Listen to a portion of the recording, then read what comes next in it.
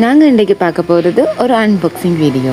இது என்ன அன்பாக்சிங்னு பார்த்தீங்கன்னா டிஜிட்டல் டிஸ்பிளே ஃபேன். வாங்க உள்ளே என்ன இருக்குன்னு பார்ப்போம்.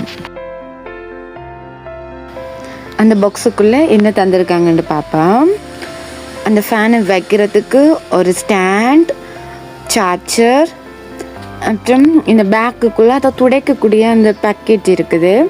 இதுதான் அந்த ஃபேன். இதை பார்த்திங்கன்னா இதில் தான் நாங்கள் சார்ஜர் கேபிளை கொழுவ வேணும். இதான் அந்த சார்ஜர்.